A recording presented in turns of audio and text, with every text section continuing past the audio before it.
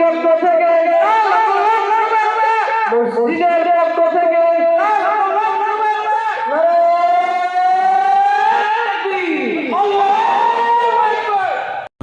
على زمان ما فضله على مكان على مكان ونشهد أن لا إله إلا الله وحده لا شريك له ونشهد أن سيدنا وسندنا وحبيب ربنا ومولانا محمدا عبده ورسوله الذي أرسله بالحق بشيرا ونذيرا وداعيا إلى الله بإذنه وسراجا منيرا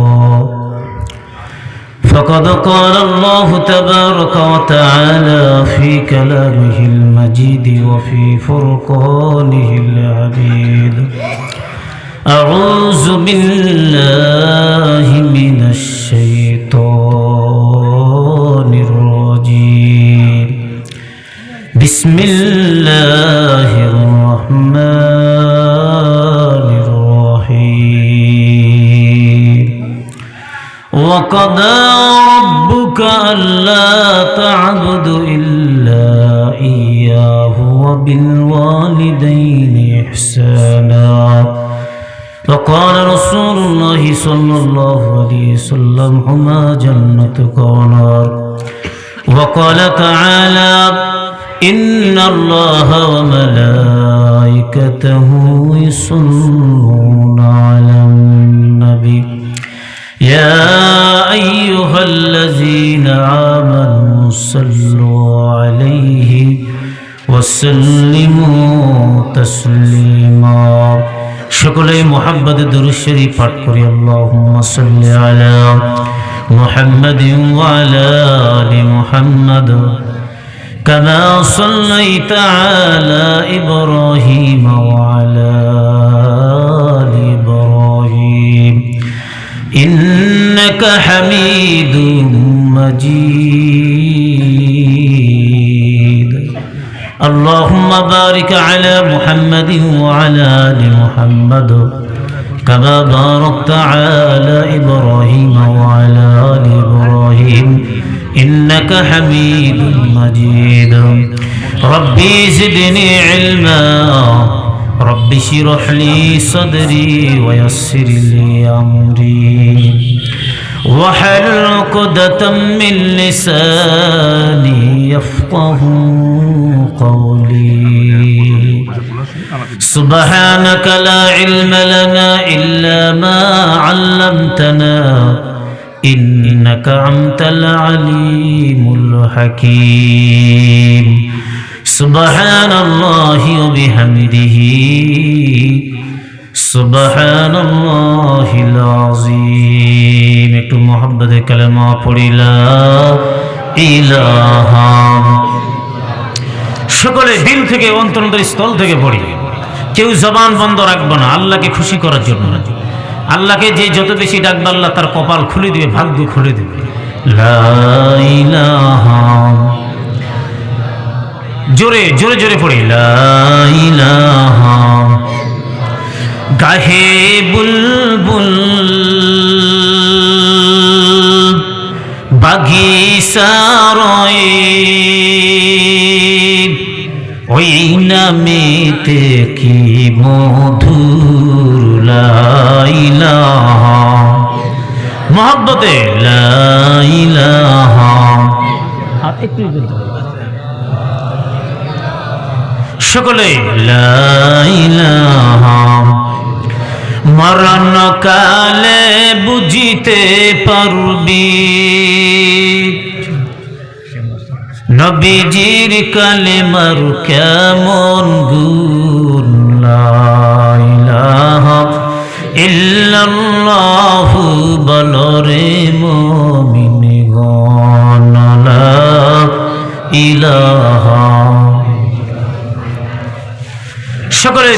পড়ি লা ইলাহা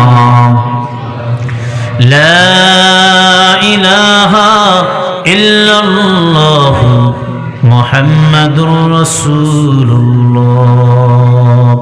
সকলে পড়ি সাল্লাল্লাহু আলাইহি সাল্লাম। আলহামদুলিল্লাহ, আল মদিনা জামি মসজিদের উদ্যোগে বিরাট ইসলামী জলসা ও দোয়ার মাহফিল। উক্ত মাহফিলের ঐতিহ্যবাহী পাবনা জেলার অন্তর্গত যে জায়গার মধ্যে আমরা বসে আছি, যে মাহফিলের মধ্যে আমরা উপস্থিত হয়ে পেরেছি, একজন সুনামধন্য ব্যক্তিত্ব জনাব মোহাম্মদ আলী হাসান, চেয়ারম্যান দুগাছি ইউপি পাবনা সদর পাবনা। আলহামদুলিল্লাহ বলি আল্লাহ তাকে হায়াতে তৈয়বা দান করুন, জিরুবিল আমিন। আজকে মাহফিলে যিনি বিশেষ অতিথি জনাব হাজী শেখ রাসেল আলী ভিপি মাসুদ, সাংগঠনিক সম্পাদক বাংলাদেশ আওয়ামী লীগ পাবনা সদর উপজেলা। আল্লাহ তাআলা ওর হায়াতে তৈয়বা দান করুন, জিরুবিল আল্লাহুম্মা আমিন। যিনি সভাপতি আজকে মাহফিলের জনাব মোহাম্মদ আইয়ুব আলী হোসেন খান, সহসভাপতি আল মদিনা জামি মসজিদ। আরো বিশেষ অতিথিবৃন্দ আজকে যিনি আছেন জনাব মোহাম্মদ ওয়াহিদ হাসান মানিক, সেক্রেটারি আল মদিনা জামি মসজিদ, সার্বিক ব্যবস্থাপনা সহযোগিতা রফিকুল ইসলাম ভাই আলম মানিক, নবীন আহ্বায়ক অত্র এলাকা যুব সমাজ। আরো বিশেষ অতিথিবৃন্দ মঞ্চে উপবিষ্ট হযরতুল উলামা ইকরাম, দূর দূরান্ত থেকে আগত দিনদার মুত্তাকিন পরহেজগার মুরব্বী বাবাজিরা, বন্ধু সমতুল্য যুবক ভাইরা, পদ্মানিসীন মা বোনেরা, লাখো কোটি শুকরিয়া সর্বপ্রথম সে মহান আল্লাহ রাব্বুল আলামিন তাবারক ওয়া তাআলা জাল্লা শানুহু দরবারে, যিনি আমাদেরকে অসংখ্য মানুষের কাছ থেকে যাচাই করে বাছাই করে ছাঁটাই করে রহমতি সামিয়ানার নিচে জান্নাতের বাগানের ভিতরে আসে এবং বসার কিছু কথা শোনার তৌফিক দান করেছেন। এই জন্য আমরা সকলে দিল থেকে অন্তর স্থল থেকে একবার পাঠ করি আলহামদুলিল্লাহ। লাখ কোটি দরুদ সালাম বর্ষিত হোক আকাদের ইমানদার তাজেদের মদিনা সাইয়্যিদুল মুরসালিন খাতামুন নবীন নূর মুজাসসাম হাবিবুল্লাহ হুজুরে পাক, সকলেই পড়ি সাল্লাল্লাহু আলাইহি সাল্লাম। যিনি সমস্ত মানব জাতির নেতা এবং সমস্ত নবীদের সরদার করে আল্লাহ তাআলা যিনিকে দুনিয়ার মধ্যে প্রেরণ করেছেন। আরেকবার পড়ি সাল্লাল্লাহু আলাইহি সাল্লাম। সম্মানিত হাজিরিন, প্রিয় দোস্ত বুজুর্গ, মুহতারাম মুহাসিসিল মুকাররম, আপনারা সকলেই কেমন আছেন? জি আলহামদুলিল্লাহ, আল্লাহ তাআলা আপনাদের দোয়া আল্লাহর অশেষ মেহেরবানিতে আমাকে সুস্থ সবল ভালো রেখেছে। আমরা যে সুস্থ আছি, ভালো আছি, কিয়ামত পর্যন্ত হায়াত পেলেও মনে হয় শুকরিয়া আদায় করে শেষ করতে পারবো না। আল্লাহু আকবার জোরে বলুন। এখানে আসার তৌফিক দান করেছেন কে? আচ্ছা বলে আমাদেরকে জোর করে কেউ পিটে, এরপরে পুলিশ র্যাব চিতা কোবরা এদের ভয় ভীতি দেখি কি আমাদেরকে এখানে নিয়ে আসছে কেউ? না, আমরা আল্লাহ আল্লাহ রসুলকে মহব্বত করি, কোরআনকে ভালোবেসি, কিন্তু আমরা আসছি কোনো ব্যক্তিকে দেখার জন্য নয়। কথা কোন ঠিক কিনা? আমাদের যতগুলো কথা হবে, পোশাক পরিচ্ছদ, চলাফেরা, খাওয়া দাওয়া, মেয়ে ছেলে, লেখাপড়া, ব্যবসা প্রতিষ্ঠান, কৃষিকাজ, ব্যবসা বাণিজ্য, সবকিছুই ইন্নাস সালাতি ওয়া নুসুকি ওয়া মাহইয়ায়া ওয়া মামাতি লিল্লাহি রাব্বিল আলামিন, একমাত্র আল্লাহকে খুশি করার জন্য। কথা কোন ঠিক কিনা?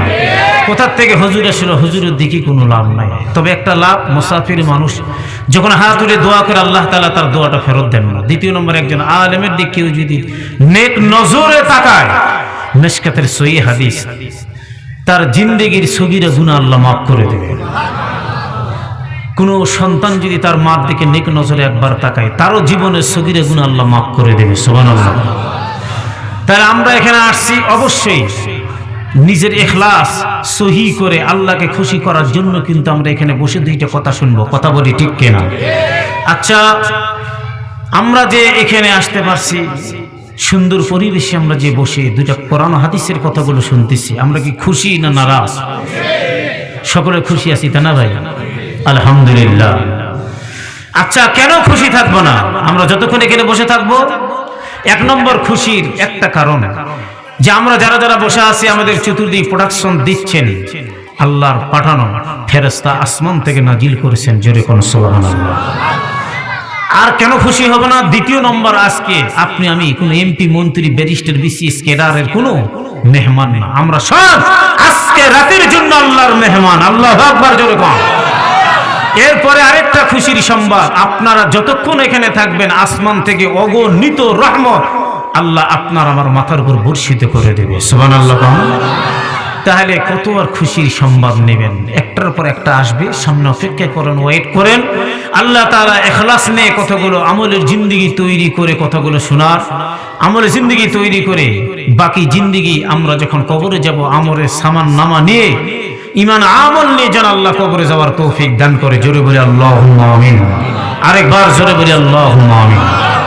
সম্মানিত ভাইরা আমার, এই পৃথিবীর জমিনের মধ্যে যারা অহংকার করেছে, অনেক লোক আছে বলে মাহফিলে যাব না, এরকম আছে না? না আছে। কেন যাইব?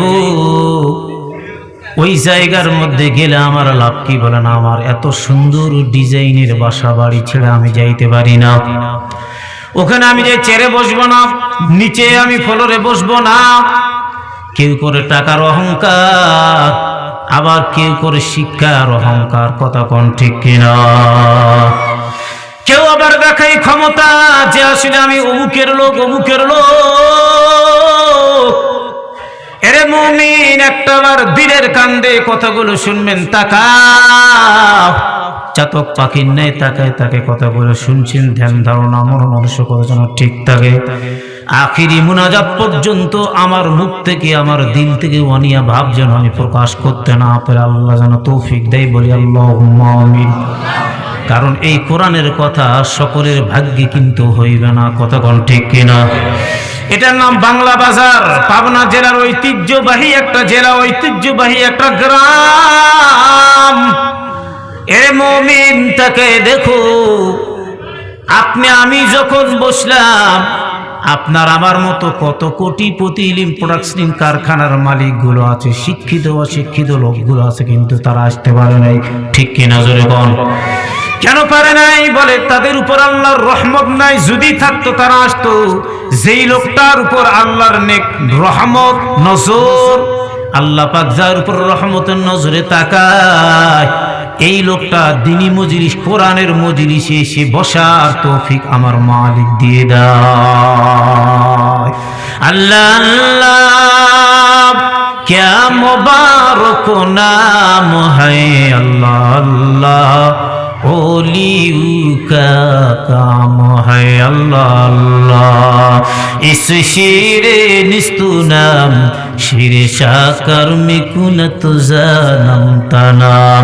अल्लाह अल्लाह, तू मेरा मालिक है अल्लाह अल्लाह, तू मेरा माबूद है। अल्लाहु আকবার। জোরে কোন? তাহলে আল্লাহর দয়া চাই না না চাই? আমরা জোরে কোন? এর মুমিন, যে আল্লাহর দয়া, যে আল্লাহর মায়া। আপনি আমি বাসার থেকে বের হইলাম, আমি গুনাহগার, গুনাহ করতে করতে মাথার চাঁদি থেকে নিয়ে পায়ের তালু পর্যন্ত গুনার মধ্যে হাবুডুবু আমি কাচ্ছি। মালিকের দরবারে কাঁদো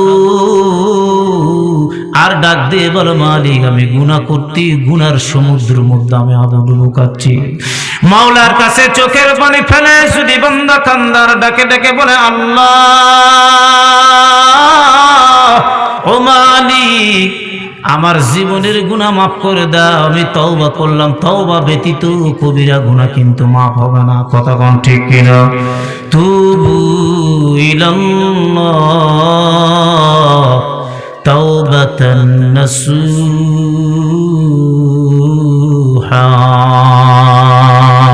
আল্লাহু আকবার। যেরকম তাহলে আমরা তওবা করলাম, ইখলাস নিয়ে বসলাম।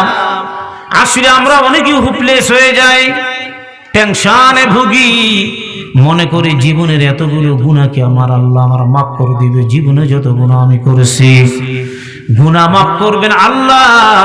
এমন মুহূর্তের মধ্যে হোপলেস হওয়ার কোনো কারণ নেই। আল্লাহ বলে, লা তাকনাতু মির রাহমাতিল্লাহ, ইন্নাল্লাহা ইয়াগফিরুয যুনুবা জামিআ, ইন্নাহু হুয়াল গফুরুর রহিম।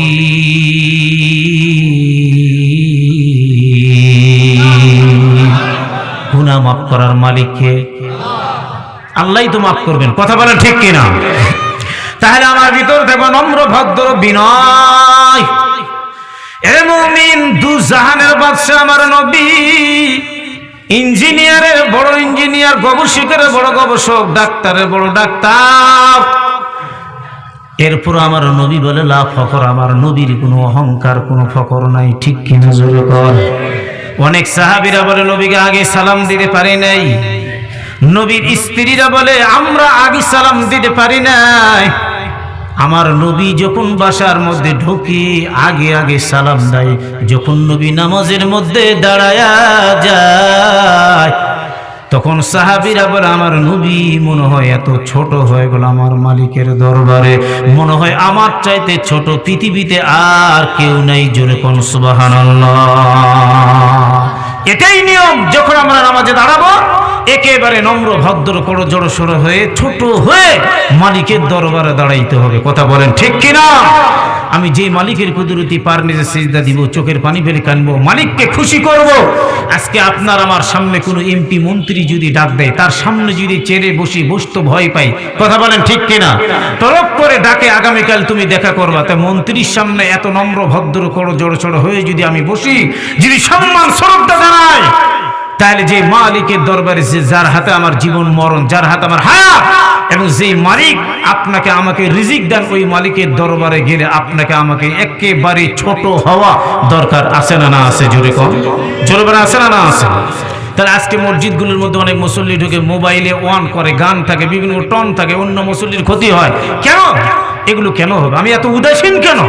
আমি একজন নামাজি, আমার কমন সেন্স এটাই জ্ঞান থাকতে হবে যে আমার মোবাইলটা বাসায় রেখে পকেটে রেখে সাইলেন্ট করি, এটা অন্তত জ্ঞান থাকতে হবে। কথা বলেন ঠিক কিনা? সব কাজে তো আপনি পাকা, নামাজে এসে হচ্ছেন কাঁচা, সব কাজেতে হয় পাকা, আর কোরআন পড়তে গেলে মুসল্লি হয়ে যায় বোকা। কথা বলেন ঠিক কিনা? আজকে নামাজ পড়তে গেলে প্রথম নম্বর শর্ত হলো কোরআন যদি সহি না থাকে, খোদার কসম করে আমি বলি আপনার নামাজ হবে না। আপনার 90 বছর বয়স যদি আপনার ওয়ারাত্তিলিল কোরআন তারতিলা, যদি তারতিল তাসবির সহিত বিশুদ্ধ ভাষায় যদি কোরআন তেলাওয়াত না করেন, আপনার নামাজ 90 বছরে একটাও নামাজ আল্লাহর দরবারে কবুল হবে না। কথা বলেন ঠিক কিনা? ওয়ারাত্তিলিল কোরআন তারতিলা,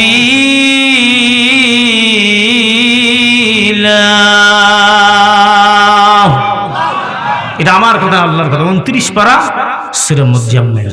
এ কালামে জিন্দা কোরআনে হাকিম, হিকমতে উলা ইয়াজাল আস্তকাতিম জামিউল মাহফিল কোরআনে হাকিম, تقاصرت عنه وفهام الرجال بكى قرأ كلام الله بشاناس قديم استی نعيلو الله আকবার। জোরে কোন আরেকবার জোরে কোন আল্লাহু আকবার। আচ্ছা, এটার মধ্যে অনেকে টেনশন বলে হুজুর যেই কথা বললেন তাহলে আমরা কোরআনটা সহি করবো কেমন? আপনাকে পুরা কোরআন খতম করতে হবে না। কোন হুজুর বলছে? আপনাদের ছেলে মেয়েগুলো ইমাম সাহেবের কাছে মক্তবা আসে, লেখাপড়া করে, প্রাইভেট বাসাতে যেয়ে পড়ে, আবার কেউ কেউ এখানে আসে। এত হুপলেস, এত চিন্তা ভাবনা, এত তাড়াহুড়া কাজ তো ভালো না ভাই, এটা শয়তানের কাজ। ধীরে কাজ হলো মুমিনের। আপনি হুজুরকে বেতন দেন, ধীরে স্থির বা পড়ান না কেন? আপনি বলে হুজুর আমার ছেলে মেয়েদের বয়স যখন উপনীত হবে, আবার বালেগ মেয়ে যেগুলো বড় হয়ে গেছে এগুলো বালেগ, আমার নাবালেগ যেগুলো ছোট বলা হয়। কথা বুঝতেছেন আমার? তো এই মেয়েগুলোকে হারাম পড়ানো যাবে না, ছোট ছোট মেয়েগুলোকে পড়াবে। আপনি বলবেন আমার মুখ উদ্দেশ্য হলো আমার ছেলে মেয়েকে আপনি সহি শুদ্ধ করে কোরআনটা দিলে অ্যাকসেপ্ট করায় দেন। বলেন আল্লাহু আকবার। আপনাকে কোরআন খতম করতে হবে এটা না। আপনাকে আমি সোজা একটা কথা বলতেছি, একেবারে নরমাল কথা, যা আপনার সূরা ফাতিহা থেকে আলাম তারা লিলাফিয়া রাতালিনা আতাইনা কুরিয়াল কাফির ইজাজা তাব্বাতিদে কুরু আল্লাহ ফালাক নাস, কয়টা হলো? 11টা। জোরে বলেন কয়টা? এই 11টা সূরা আপনারা শিক্ষিত অশিক্ষিত জ্ঞানীগুণী ব্যক্তি যারা আছেন, আলেম ওলামা হাফেজ কারি, এরপরে সাধারণ পর্যায়ে কৃষিজীবী মানুষ, ব্যবসায়িক মানুষ যারা আছেন, আপনারা জেনে নেন, অনেক বয়োজ্যেষ্ঠ বাবাজি মুরব্বীরাও আছে।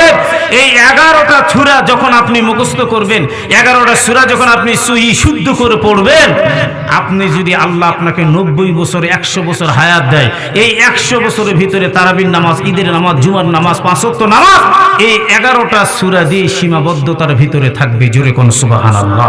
আরেকবার জোরে কোন সুবহানাল্লাহ। তারাবি পড়বেন 20 রাকাত, আপনি 10 রাকাত সূরা আপনি এখানে যখন আলাম তারা লিলাফি 2 রাকাত সালাম ফিরিয়ে দিলেন, আর তাহলে ইন্না আতাইনা 2 রাকাত সালাম ফিরিয়ে দিলেন, 10 রাকাত নামাজ যখন আপনার হয়ে গেল, এটা মসজিদ কর্তৃক ম্যানেজিং কমিটির আয়োজিত কিন্তু মাহফিল, নামাজ সম্পর্কে কিছু টাচ দেওয়া লাগবে, কথা বলেন ঠিক কিনা? রাগ করতেছেন আপনারা? আপনারা ব্যবসা বাণিজ্য করেন, আপনাদের অনেক দোকানপাট, এই পাবনা শহরে জায়গার যে দাম, জায়গা কিনলেন, কেনার পরে আপনি এমন কোনো মানুষ আছে জায়গাটা ফেলায় রাখবে? আমাদের এলাকা আম চাষ হয়, রূপালী আম, হাড়িভাঙ্গা আম, কলম আম, বিভিন্ন রকমের আম আছে। তা আমার বাগান আছে, আমি কি হুজুর অত বোকা? আমার 40 বিঘা বাগান, আমি কি ফেলায় রাখবো? না এই বাগানের উপরে যত্ন নেবো, আমলে কিছু টাকা ইনভেস্ট করে আমার লাভজন কিছু ব্যবসার মুখ দেখতে হবে, কথা কোন ঠিক কিনা? তাহলে আমি যে নামাজ পড়তেছি রে ভাই, আপনি তো পড়েছেন, আপনার নামাজ পড়ে 26 বছর, আর আরেকজন 30 বছর, আপনার 90 বছর ধরে আমি নামাজ পড়ি, আরেকজন বলে 85 বছর হয়ে গেল, ছাত্র জীবনে নামাজ পড়েছি, জীবনে দাঁড়িয়ে আমি খুর লাগাই নাই, আলহামদুলিল্লাহ। তো আপনার নামাজ যদি 90 বছরের নামাজ না হয়, এই নামাজ পড়ে কোনো লাভ আছে? বলে লাভ আছে? তাহলে আপনি 11টা সূরা কোনো আলেম ওলামা হুজুরের কাছে মুখস্থ করে নেবেন এবং সই শুদ্ধ মুখস্থ করা আছে, সই শুদ্ধ করে নেবেন। দ্বিতীয় নম্বর কথা হলো, এরপরও যদি আপনি সূরা ইয়াসিন, সূরা তোহা, সূরা মুজাম্মিল, এরপরে আপনি যখন সূরা রহমান, সূরা ওয়াকিয়া, এগুলো ফজিলতপূর্ণ সূরা, এমনগুলো সূরাগুলো পড়বেন 40,000 বছর আপনার কাফনের কাপড়ের মধ্যে কোনো স্পট একটাও পড়বে না, লাশটা পচবে না, গলবে না, জোরে কোন সুবহানাল্লাহ। লাশ পচা দূরের কথা, আপনার কাফনের কাপড়টাও নষ্ট হবে না। সূরা ইয়াসিন কেউ যদি পড়ে, এই পৃথিবী সৃষ্টি করার আগে প্রথম নম্বরে সূরা ইয়াসিন, সূরা তোহা, আকাশে ফেরেশতারা বলেছিল ওই নবীর উম্মত বড় ভাগ্যবান যারা সূরা ইয়াসিন এবং সূরা তোহা তেলাওয়াত করে, জোরে কোন সুবহানাল্লাহ। তাহলে আমরা ফজরের নামাজের পর সূরা ইয়াসিন পড়তে পারি, আমি পারি না, আমার বৌমা পড়বে, আমি পারি না, আমার ছেলে মেয়েগুলো পড়বে, আমি বসে বসে শুনলাম, আমি মুখস্থ করতে পারি নাই, পড়তে পারি না, ঠিক আছে। আমার ছেলে বা আমার বৌমা যখন পড়লো আর আমি মুরব্বী যখন শুনলাম, ওই বৌমা কোরআন সহি করে পড়া জানে, উনি যেই সওয়াব পেল, আপনি শুধু শুনলেন, একই সওয়াব আল্লাহ পাক আপনার আমল নামে দিয়ে দিবে, জোরে কোন সুবহানাল্লাহ। আরেকবার জোরে কোন সুবহানাল্লাহ। তাহলে আমাদের মসজিদটাতে যখন আমরা ঢুকবো, নামাজ আদায় করব, অবশ্যই আমাদের নামাজের তারতিব, নিয়ম কারণ, মাসলা মাসাইলগুলো সহি শুদ্ধ করে জেনে আমাদের ইবাদত করতে হবে। বাকিটা আল্লাহ পাকের ইচ্ছা, ভুল ত্রুটি, আমরা ভুলের উদ্দে কোনো মানুষ না, কথা বলেন ঠিক কিনা? থাকতে পারে বার্গেটিং করে, ইচ্ছা করে কেউ যদি বলে না গায়ের জোর, তাহলে আপনি ইসলাম থেকে বরখাস্ত হয়ে যাবেন। কোরআন, হাদিস, ইজমা, কিয়াস, আলেম ওলামা এগুলো নিয়ে কেউ যদি বাড়াবাড়ি করে, মুসলমানদের ভিতর সে অন্তর্ভুক্ত হতে পারে না, কথা বলেন ঠিক কিনা? কথা বলেন ঠিক কিনা? এজন্য আমরা 1 নম্বর কোরআন সহি করব, 2 নম্বর পাঞ্জেগানা নামাজ পড়ব, 3 নম্বর সদা সর্বদা কমপক্ষে প্রতিদিন হলো কবরকে 100 বার স্মরণ করব, আল্লাহু আকবার, জোরে কোন। নাম্বার 4, মৃত্যুকে 100 বার স্মরণ করব, কবরকেও স্মরণ করব, মৃত্যুকেও আমরা কি স্মরণ করব, জোরে বলি আল্লাহু আকবার। আপনি যদি কবরকে কমপক্ষে 100 বার স্মরণ করেন, মৃত্যুকে যদি কমপক্ষে 100 বার স্মরণ করেন, তাহলে আপনাকে যখন কবরে দাফন করা হবে, এই কবরটা আপনার জন্য সদ আচরণ, ভালো ব্যবহার করবে, জোরে কোন সুবহানাল্লাহ। আরেকবার জোরে কোন সুবহানাল্লাহ। আপনাদের কি কষ্ট হচ্ছে? একটু তাকবীর দেন, লিল্লাহি তাকবীর, বাস আলহামদুলিল্লাহ। কারণ আজকের মাহফিলগুলো তো অনেক রাত হচ্ছে, রাত করে তো লাভ নাই। মাহফিল এগুলো ওয়াজিব না, ফরজ না, এগুলো মুস্তাহাব জিনিস, শুনলে সওয়াব, না শুনলে গুনাহ নাই, বোঝেন কথাটা? কিন্তু ফজরের নামাজ কেউ যদি পড়ে, আজকে শীত বেশি, গেলাম না, হবে? জোরে বলে হবে? কখনো না। ফরজে কিফায়া নামাজ, আমরা 4 ভাই, বলে ভাই তুমি যাও, ওই গ্রামে একটা মুরব্বী মারা গেছে, তুমি আমাদের পক্ষ থেকে জানাজার নামাজ পড়ে আসো। 4 ভাইয়ের মধ্যে 1 ভাই যদি যায়, 4 ভাইয়ের পক্ষ থেকে আদায় হয়ে যাবে। কিন্তু ফরজ নামাজ তো এইরকম না, এটা হলো একেবারে ফরজ, আর ওটা হলো ফরজে কিফায়া, জোরে কোন আল্লাহু আকবার। আরেকবার জোরে কোন আল্লাহু আকবার। তাহলে আমরা ফজরের নামাজকে সামনে রেখে, খেয়াল রেখে যতটুকু কথাগুলো শুনবো, আল্লাহ তাআলা এই কথাগুলোর উপর আমাদেরকে আমল করা তৌফিক দান করুক, জোরে বলি আল্লাহুম্মা আমিন। আরেকবার জোরে বলি আল্লাহুম্মা আমিন। সম্মানিত ভাইরা আমার, এবার একটা আমার চিন্তা করে দেখেন, আপনারা এবং আমি যা বসে আছি আমরা এই জায়গার মধ্যে, আমি যে কথাটা বললাম, আজকে যখন আমি চোখ দুটো আমার বন্ধ, কবরের বাসিন্দা, এমন মুহূর্তের মধ্যে আমার নাম নিশানা পৃথিবীতে আর কিছুই থাকবে না, একটাই থাকবে, যদি ভালো ব্যবহার করে, যেমন জীবন তুমি করিবে গঠন, মরিলে হাসিবে তুমি, কাঁদিবে ভুবন। আল্লাহু আকবার, জোরে কোন। আমার জীবন পাঞ্জেগানা নামাজ, এরপরে কোরআন তেলাওয়াত, এরপরে তসবিহ তাহলিল জিকির আজগার দিয়ে আমি ভরপুর করে চলে যাব হাসতে হাসতে। আমি যখন চলে যাব আমাকে রিসিভ করার জন্য অসংখ্য ফেরেশতা স্মরণের চেয়ারগুলো আমার সামনে হাজির। আমি হাসবো আর আমি যাইব, আর আমার প্রতিবেশী তারা কানবে, চোখের পানি ফেলে আফসোস করবে, আরে দুনিয়ার থেকে বেচারা চলে গেল। আল্লাহ মালিক, আমার প্রতিবেশী, আমার স্যার, আমার ওস্তাদ, আমার চাচা, আমার মুরব্বি, আমার হাজী সাহেব কতই না ভালো মানুষ ছিল, দুনিয়ার থেকে চলে গেল। আজকে কবরের মধ্যে ওনার চোখের সামনে মনে হয় যেন তার ছবিটা ভাসতেছে, কিন্তু নাই, দুনিয়ার থেকে চলে গেল। এই হাজার হাজার কান্নার আওয়াজ, আর ওই লোকটা বলবে পৃথিবী তোমরা কানবা, আর আমার মালিক এমন একটা সুখের ব্যবস্থা করে দিয়েছে, আমি হাসতে হাসতে আল্লাহর জান্নাতের মেহমান আমার আল্লাহ বানিয়ে দিয়েছে। যেমন ধরেন একজন লোক জেলের মধ্যে গেল, 20 বছর জেল, এবার নোটিশ চলে আসলো আগামী মাসের 30 তারিখের মধ্যে তোমার সন্তান বের হয়ে যাবে। টেনশন নাই, কারণ নাই, চিন্তা ভাবনার কোনো কারণ নাই। এবার এতদিন মা কানছে, বাবা কানছে, বড় আফসোস। এবার যখন নোটিশ চলে আসলো, এবার বাবা মা প্রতিবেশী ভাই ব্রাদার চাচি আম্মা খালা আম্মাদেরকে নিয়ে টাকা পয়সা নিয়ে জেলখানার গেটে হাজির। এবার যখন তারা কান্নার আওয়াজ, কখন আসবে, বের হবে, 20 বছর ধরে স্বাধীনভাবে তোর সঙ্গে আমরা কথা বলতে পারি নাই, চলাফেরা করতে পারি নাই, গেটের মধ্যে চলে আসলো। এমন মুহূর্তের মধ্যে, এই টাইমের মধ্যে, এদিকে তাকান, এদিকে তাকান, এমন মুহূর্তের মধ্যে কিন্তু বেচারা যখন চলে আসবে, উনি কিন্তু ছিল আর দুনিয়া সিজনুল মুমিন ওয়া জান্নাতুল কাফির, জেলখানার মধ্যে বন্দী। এমন মুহূর্তের মধ্যে ওনার যে কষ্ট, এই কষ্টটা থেকে যখন বের হয়ে গেল, এমন মুহূর্তের মধ্যে কষ্ট তো আর নাই, এবার সবাই আনন্দের কান্না কানবে, আর ওই লোকটা হাসবে বলে আমি এখন কষ্ট থেকে পরিত্রাণ পেলাম। জোরে কোন আল্লাহু আকবার। ভালো আছে, আচ্ছা আলহামদুলিল্লাহ, ভালো আসছেন না? আচ্ছা আচ্ছা, তাহলে চিন্তা করে দেখেন, এবার এই দুনিয়া এমন একটা আমরা আমল, এমন জীবন তৈরি করে যাব, যেই জীবনের মাধ্যম দিয়ে আমি মরার পর আমি হাসবো, আমার প্রতিবেশীগুলো কানবে। জোরে কোন সুবহানাল্লাহ, আরেকবার জোরে কোন সুবহানাল্লাহ। সম্মানিত হাজিরিন, প্রিয় দোস্ত বুজুর্গ, বাদশাহ হারুনুর রশিদের নাম তো আপনারা শুনছেন ভাই, শোনেন নাই? শুনছেন। উনি মাকেও ভালোবাসে, বাবাকেও ভালোবাসে। আজকে আমার আলোচনাটা আমি নামাজের কিছু টাচ দিয়ে আমি পিতা মাতার ভালোবাসা, যে আল্লাহ তাআলা বলেছেন ওয়াকাদা রাব্বুকা আল্লা তা'বুদু ইল্লা ইয়াহু ওয়া বিল ওয়ালিদাইনি ইহসানা। আল্লাহ তাআলা নিজেই বলেন যে আমার নামাজ, রোজা, হজ, যাকাত যত কিছু আছে এগুলো পালন করার পর তোমরা তোমাদের পিতা মাতাকে সম্মান শ্রদ্ধা করো, সম্মান করো। ওই শব্দটুকু তারা যেন না করে, যদি একটা বার তারা ওই শব্দটুকু আওয়াজ মুখ দিয়ে বের করে, এটাও পর্যন্ত আরশে আজিমে পৌঁছে যাবে। জোরে কোন আল্লাহু আকবার। এই যে আপনারা রোজা রাখেন, নামাজ পড়েন, হজ করলাম, এখন 7 থেকে 8 লক্ষ টাকা খরচ, কুরবানি দিলাম 50 থেকে 1.5 লক্ষ টাকার মতো খরচ হয়। এই সওয়াবগুলো, হজের সওয়াবগুলো মিডিয়া অর্থাৎ ফেরেশতার মাধ্যম দিয়ে আল্লাহ আসমানে উঠায় নেন।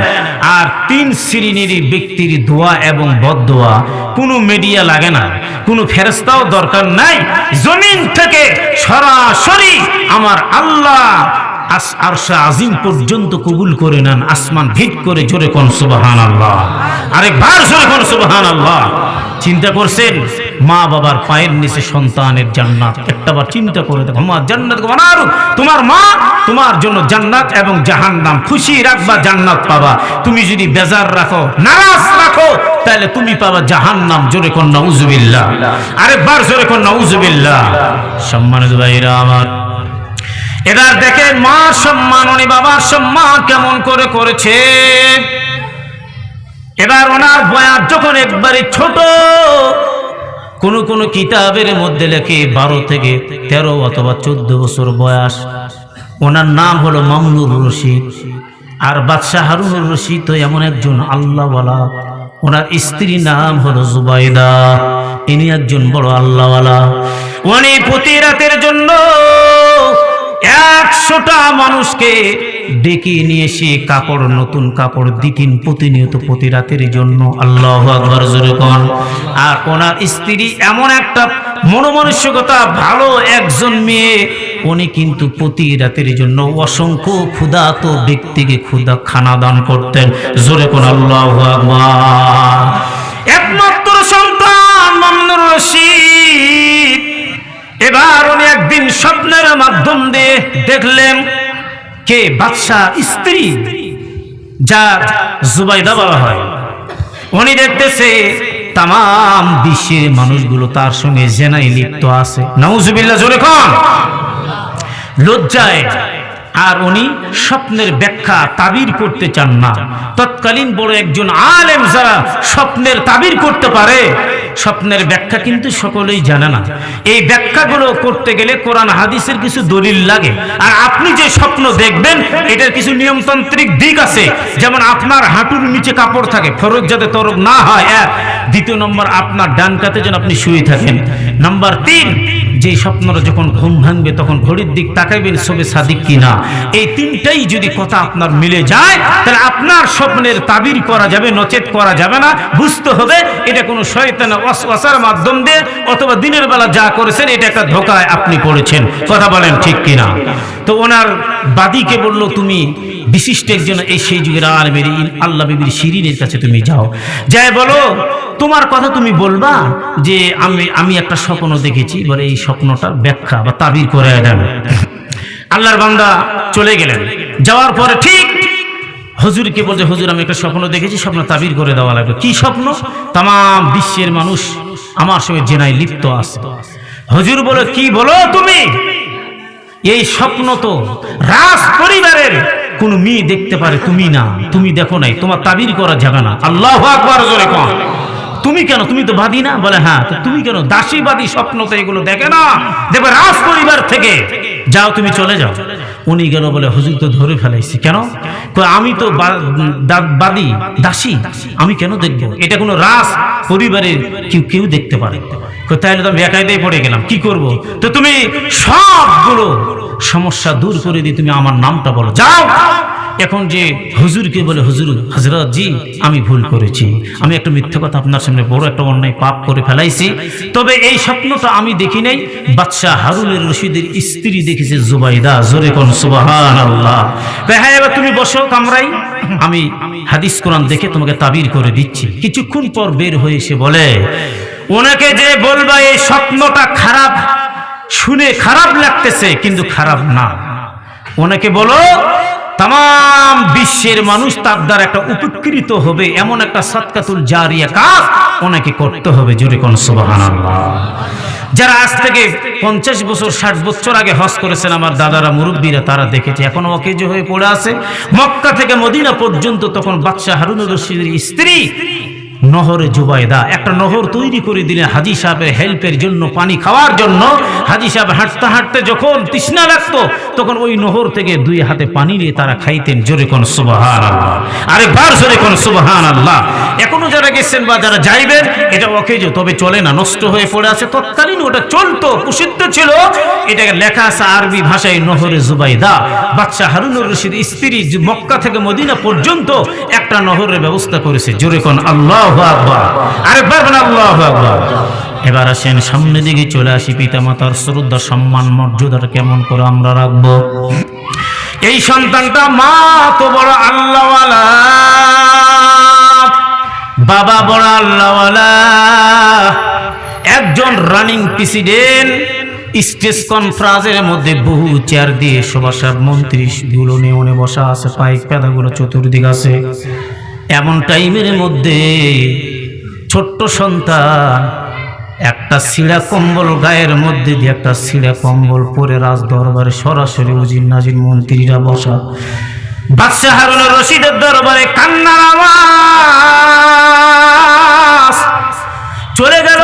বাদশাহ বলে, সি সি সি, একজন প্রেসিডেন্টের সন্তান ছিঁড়া কম্বল গায়ে দিয়ে রাজ দরবার আসে, লজ্জাও তো অনেক করে না।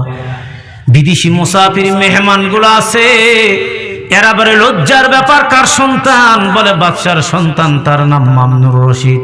বলে তাড়ায় দাও, দূর হয়ে যাও। বাদশা এবার বলে মান সম্মানে আমার প্রেস্টিজ হয়ে যাচ্ছে, এম্পায়ার নষ্ট হয়ে যাচ্ছে। বাসার মধ্যে যে উনি ডাক দিয়ে বলে সন্তান, সিরা কম্বল গায়ে দিয়ে একটা সিরা কম্বল পরে তুমি কেন রাজ দরবারের মধ্যে গেলা? আহারে আল্লাহর গোলাম চোখের পানি ফেলে কান্দার ডাক দিয়ে কয় আব্বা আপনি কি রাজ দরবারের মালিক? বলে হ্যাঁ আমি রানিং প্রেসিডেন্ট। কি হয়েছে? বলে আমার মান সম্মানে ব্যাঘাত ঘটে গেল, ক্ষুণ্ণতা হয়ে গেল। কেন? বলে তুই আমার সন্তান, রাজ দরবারে বিদেশি মেহমান মুসাফির কত মন্ত্রীগুলো বসা, কেন যাইবি? নতুন পোশাক কি তোর নাই? বলে আব্বা আপনি কি প্রেসিডেন্ট? বলে হ্যাঁ। এবার সন্তান তার বাবারে ডাক দিয়ে বলে আব্বা এটা কি? বলে এটা একটা গাছ। গাছের ডালে দেখেন তো একটা পাখি বসা। বলে হ্যাঁ। আপনি যে একজন প্রেসিডেন্ট, দেখি তো কত বড় ক্ষমতা, ওই পাখিটারে ডাক দেন তো আপনার হাতের মধ্যে পাখিটা বসে কিনা। আল্লাহু আকবার যখন দেন, ডাক দেন দেখি। ছেলে বাবারে বলতেছে, কথাগুলো বুঝছেন আপনারা? এবার পাবনাবাসীর ভাই আপনারা, আমি নওগাঁর, বেশি দূরত্ব না যে আমার কথা আপনারা বুঝবেন না, আমি আপনাদের কথা বুঝি, আমার কথা আপনারা বুঝতেছেন আশা করি। আলহামদুলিল্লাহ জোরে কোন আরেক ভাই বলে আলহামদুলিল্লাহ। এবার ওনার আব্বা ওই যে গায়ের জোরে বলে এই পাখি, আমি বাদশাহ হারুনুর রশিদ, তুই আমার হাতের মধ্যে বসে যা। পাখিকে একবার ডাক দিল, বসলো না, উড়ে আসলো না। দ্বিতীয়বার বলে না, তৃতীয়বার বলে না। পাখি যখন আসে না, ছোট্ট সন্তান এবার ডাক দে কই আব্বা আপনি কেমন প্রেসিডেন্ট?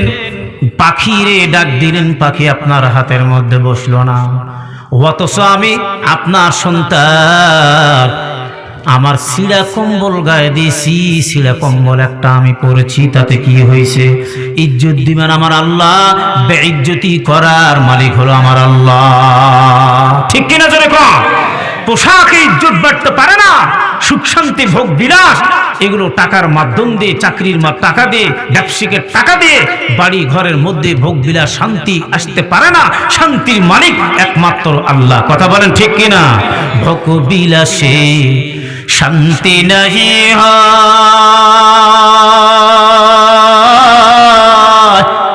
আসল শান্তি আছে যার দিলে আল্লাহর ভয়। দশতলাতে নাই রে শান্তি, শান্তি আছে গাছতলাই। আল্লাহু আকবার জোরে কোন।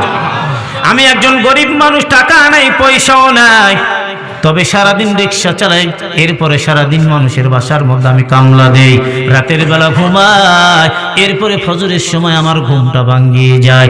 এত চমৎকার ঘুম, আমার মোবাইল অ্যালার্ম দেওয়া লাগে না, আমার ঘড়ির মধ্যে কোনো অ্যালার্ম দেওয়া লাগে না। আজানের আগ দিক দিয়ে অথবা আজান যখন কানের মধ্যে আসে, এমন মুহূর্তের মধ্যে আমার ঘুমটা ভাঙিয়ে যায়। আমার বাসার এত নরমাল, আমার বাসার মধ্যে ফুটা এপাশ থেকে ওপাশ দেখা যায়, ওপাশ থেকে এপাশে দেখা যায়, তবে আমার আল্লাহ ডাক দিয়ে বলে বান্দা সুখ শান্তির মালিক হলাম আমি আল্লাহ। তুমি একজন গরিব মানুষ, তোমার ভিতরে বড় তাকওয়া পরেজগারি অর্জন করে তুমি চলাফেরা করো। আরে বান্দা জানে নাও জানে না, তুমি যখন আমার কুদরতি পার নিচে সিজদা দে একবার কান্দো, আমি আল্লাহ ওই বাড়ি যদি ভাঙ্গা হয়, ওই বাড়ির ভিতরে জান্নাতুল ফেরদাউসের বাতাস আমি আল্লাহ পৌঁছে দেই। সুবহানাল্লাহ জোরে কোন। তাহলে সুখ শান্তির মালিক কে? চাকরি আমাকে সুখ দিতে পারে না, ব্যবসা আমাকে সুখ দিতে পারে না, লিম্পনাস্টিং কারখানা আমাকে সুখ দিতে পারে না। শান্তির মালিক একমাত্র আল্লাহ। জোরে কোন সুবহানাল্লাহ। আরেকবার জোরে কোন সুবহানাল্লাহ। তাহলে সম্মান দিবেন কে? শান্তি যদি আল্লাহ দেয়, সম্মানের মালিক কে? ইজ্জতের মালিক কে? বেইজ্জতের মালিক কে? আল্লাহ।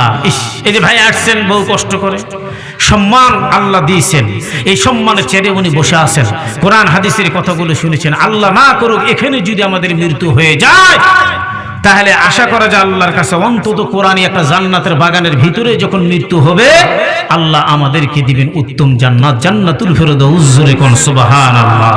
সিনেমার হলে যদি যাইতে রেগে মারা যায়, রাস্তার মধ্যে ছিনতাই, রাহাজানি, খুন খারাপি, চুরি, ডাকাতি, এরপরে অশ্লীল বেহায়াপনা কোনো কাজে যদি যে আমরা মারা যাই, লা শাক্কা ফি, কোনো সন্দেহ নাই ওই লোকটা যাবে জাহান্নামে। কথা কোন ঠিক কিনা? এই জন্য আল্লাহ আজকে আমাদেরকে কবুল করেছে। জোরে বলি আল্লাহুম্মা আমিন। আরেকবার জোরে বলি আল্লাহুম্মা আমিন। তাহলে ইজ্জত দিবেন আল্লাহ আপনাদের। আল্লাহ ইজ্জত দিয়েছেন, সম্মান দিয়েছেন, বিজি ইজ্জতের চেয়ারে বসে কোরআনী কথাগুলো শুনেছেন। ওয়া তুইজ্জু মান তাশা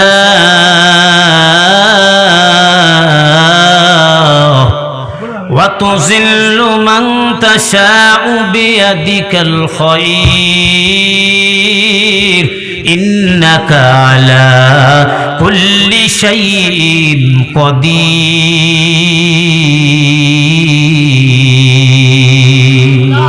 কাদেরে কুদরত দারি বরকামাল আন্তা হাসবি আন্তা রাব্বি জুল জালাল। তুহি কাদের জলিলুল্লাহ জাহাদার বহর হালত তুহি মেরা নিগাহদার। আল্লাহু আকবার। জোরে খান।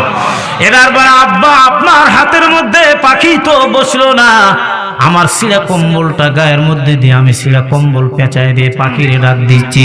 এবার মামুনুর রশিদ বাদশাহ হারুন রশিদের সন্তান পাখির দিক ডাক দিয়ে বলে, ও পাখি,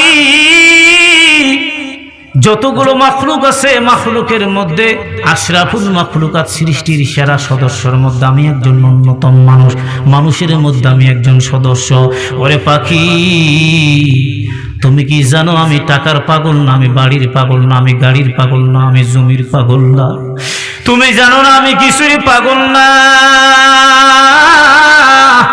আমি তো একটাই পাগল, ওই আল্লাহর পাগল। আমি আল্লাহকে ডাক দেই, সিরা কম্বল গায়ে দিলে হবে কি? আমার নেটওয়ার্ক আমার মালিকের সঙ্গে চালু আছে। জোরে কোন সুবহানাল্লাহ। তুই যদি সত্যিকারী আমাকে চিনিয়া নাও, আর দেরি করবি না, আমার হাতের মধ্যে এসে তুই বসিয়ে যা। সন্তানটার কথা মুখ থেকে বের হলো, শেষ হয় না, এমন মুহূর্তের মধ্যে পাখিটা উড়াল দিয়ে সন্তানের হাতের মধ্যে বসে গেল। আরেকবার বলেন সুবহানাল্লাহ। পাখি যখন বসে গেল, বাবা তো অবাক হয়ে গেল, কি ব্যাপার, আমি কি বাস্তব নাকি স্বপ্ন দেখতেছি রে ভাই? হ্যাঁ, আমার সন্তান পাখিরে ডাক দিল, পাখি উড়াল দিয়ে আমার সন্তানের হাতে বসে গেল। যেই ব্যক্তি আল্লাহর হয়ে যাবে, আল্লাহ তখন তাম বিশ্বের মাখলুকাতে তার পার নিচে বাধ্যগত সৈনিক আমার আল্লাহ বানায় দেবে। জোরে কোন সুবহানাল্লাহ। আরেকবার বলেন সুবহানাল্লাহ। আপনার কিসের সাপ, বাঘ, ভাল্লুক, হিংস্র প্রাণী সব আপনার বাধ্যগত সৈনিক হয়ে যাবে যখন আপনি আল্লাহর হয়ে যাবেন। আল্লাহ বলে, বান্দা ওহুয়া মাকুম আইনামা কুনতুম, আমি তখন তোমার জন্য যথেষ্ট হয়ে যাব। জোরে কোন সুবহানাল্লাহ। আরেকবার জোরে কোন সুবহানাল্লাহ। ও পাবনা জেলার ভাই, এই যে ভাই আসছে আমার, বসছেন, পাশে ভাইগুলো বসা আছে। অল্প সময় আমি কিছু কথা বলবো। পিতামাতার সম্মান, শ্রদ্ধা যে আসলে কত দাম, একটা বিষয় চিন্তা করে দেখবেন যে আল্লাহ তাআলা পিতামাতার সম্মান করার কারণে কোটি কোটি টাকার মালিক বানায় দিয়েছে। পিতামাতাকে সম্মান করার কারণে বিসিএস ক্যাডার বানাইছে। পিতামাতাকে সম্মান করার কারণে ব্যারিস্টার বানাইছে। পিতামাতার সম্মান করার কারণে উচ্চ চেয়ার, সম্মানিত চেয়ারের মধ্যে আল্লাহ পৌঁছায় দিয়েছে। পিতামাতার সম্মান করার কারণে আল্লাহ তাআলা তাকে জান্নাতের মালিক বানাইছে। জোরে কোন সুবহানাল্লাহ। আমি বলতে চাই, অবাধ্য সন্তান মৃত্যুকালে, পিতামাতার যদি অবাধ্য সন্তান থাকে, মৃত্যুকালে তার মুখ দিয়ে সব কথা বের হবে, তার জবান দিয়ে কালামা নসিব হবে না। জোরে কোন নাউজুবিল্লাহ। আরেকবার জোরে কোন নাউজুবিল্লাহ। এবার চলে গেল, যাওয়ার পরে সন্তানটা বাসার মধ্যে চলে গেল, বলে না আমি আর রাজ দরবার আমি আর যাব না। এবার সন্তান বাবাকে সম্মান করে, মাকেও সম্মান করে, আবার চলে গেল মার কাছে।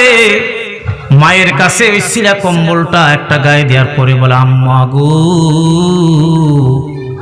একটা কথা বলার জন্য আমি বাসার মধ্যে ঢুকলাম, প্রবেশ করলাম। মা তো চমকে গেল, কি কথা বাজান বল? বলে, আম্মা গো, কিছুই বাসার থেকে নিব না, একটা গিলাস, ঘটি, বাটি, একটা প্লেট নিয়ে আমি চলে গেলাম। আর একটা একজেল একটা কোরআন শরীফ তুমি আমারে দাও। এরপরে ডাক দিয়ে বলে, মা, ও জনম দুঃখিনী মা, 10 মাস 10 দিন পেটে তুমি ধারণ করেছো, আমার গায়ের চামড়া দিয়ে জুতা বানাই দিল, আমি তোমার ঋণ শোধ করতে পারবো না। আল্লাহু আকবার, জোরে কর। এরে ভাই, জানা না কার মা নাই, কার বাবা না। অনেকের মা আছে, বাবা নাই, বাবা আছে, মা না। অনেকের মা বাবা দুটাই বেঁচে আছে বা দুটাই চলে গেছে, কবর বাসিন্দা। আচ্ছা বলেন তো, এখান থেকে কবরস্থান কত দূর? মাইকের সাউন্ড অবশ্যই যাচ্ছে না ভাই? এই মাইকের সাউন্ড যায়, আপনার আমার মা, আপনার আমার বাবা চোখের পানি ফেলে এতিমের মতো আপনার আমার হাতের দিকে তারা তাকায় আছে। বারবার বলে, সন্তান দোয়া কর, দোয়া কর। আমার টাকা নেই, তুই টাকাওয়ালা, আমার জমি নেই, তুই জমিওয়ালা, বড় কোটিপতি প্রোডাকশন কারখানার মালিক হয়ে গেলি। আমি তো কিছুই চাই না, আমি একটাই জিনিস চাই, সন্তান তুই দোয়া করবি, তোর দোয়ার বদৌলতে হতে পারে আমার মালিক আমার কবরখানা জান্নাতের বাগান বানিয়ে দিবি। এরপরে মা তো এতিম, বড় অসহায়, কবরের মধ্যে কেউ নাই, তাদের আপন বলতে কেউ নাই। ওই কবরে খবর নেওয়ার মতো বিশ্বের কোনো কাল্পনিক দার্শনিক কোনো বৈজ্ঞানিক নাই, কিয়ামত পর্যন্ত আসবে না, আবিষ্কার করতে পারবে না। মালয়েশিয়া থেকে বাচ্চার সঙ্গে কথা বললাম ভিডিও কলের মধ্যে, কিন্তু আমার পার্শ্বে কবরস্থান, এই কবরের খবর কি মোবাইলের মাধ্যম দিয়ে আজ পর্যন্ত কেউ নিতে পারছে? জোরে বলে পারছে? কিয়ামত পর্যন্ত হাত পেরে পাবে না? না না, কবরের খবর তো কেউ নিতে পারবে না ভাই। এই দুনিয়া মিশে দুনিয়া, কবরের মধ্যে 3 টুকরা সাদা কাফনের কাপড় নিয়ে চলে যাইতে, এটা আমার শেষ সম্বল, আর কিছু আমার নাই। এ দুনিয়া সবই পর, কবর যে তোর আসল ঘর, ওই কবরে যাইতে হবে যতই করো বাহানা। চিন্তা করে দেখো না, কবরে কি যাইবা না? ওই কবরে আল্লাহ ছাড়া আপন কেউ থাকবে না। চিন্তা করে দেখো না, কবরে কি যাইবা না? জোরে কোন আল্লাহু আকবার। এবার মা বাবার জন্য দোয়া করব। মাইকের সাউন্ড যাচ্ছে, আজকে পুরা কবরবাসীরা আনন্দ আত্মহারা। আল্লাহু আকবার। আমার ছেলে বসছে, মেয়েরা বসে শুনতেছে, তারা খুশি, ওরা দূরে সন্তান, এটাই তো আমি চাই সন্তান, আমি তো কিছুই চাই না। তুই যখন প্রাইভেট মাস্টারের কাছ থেকে বাসার মধ্যে আসতি, তোর জন্য আমি অনাহারা আছি, তুই আসতি, তোরে ভাত খা, আমি খাইছি, তোর মাথায় আমি পাকার বাতাস করেছি, এত কষ্ট করে তিলে তিলে কষ্টের মাধ্যম দিয়ে তোরা আমি বিসিএস ক্যাডার বানাইলাম, আমি প্রধান শিক্ষক আজকে আল্লাহ বানাইছে। এরপরে তুই যদি আমার ভুলে যাস, যেই মাটির বাসা ছিল একেবারে ইটের যদি হয় নরমাল, তবে শিক্ষা গ্রহণ করে কোটি কোটি টাকা ইনকাম করে তুই এসি বাসার মধ্যে ঘুমাস। আজকে বাবা মার কথা যদি মনে না পড়ে, বিলাসিতার মাধ্যম দিয়ে বাবার কথা ভুলে গেলাম, মার কথা ভুলে গেলাম, এক চাইতে হতভাগা সন্তান পৃথিবীর জমিনের মধ্যে আর নাই। জোরে কোন ঠিক কিনা? কেউ বা আপনারা চাকরি করেন বাইরে, এখান থেকে 10 কিলো 5 কিলো 15 কিলো, ঠিক আছে, আপত্তি নাই। তবে ওই মা ওই বাবা, আল্লাহর নবী ডাক দিয়ে বলে, ইয়া রাসূলুল্লাহ, আমার মা আমার বাবা তো মারা গেছে, কেমন করে আমি সাক্ষাৎ করব, দেখা করব? আপনি তো বললেন কবরের পাশে মার সামনে দেখা করে নাও।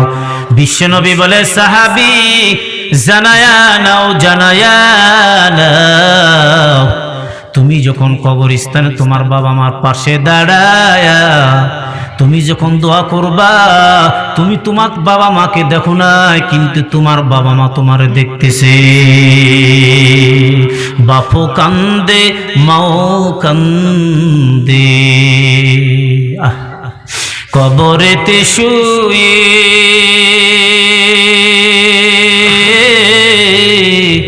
আহারে দরদের বেটা আসিনি না দেখিতে।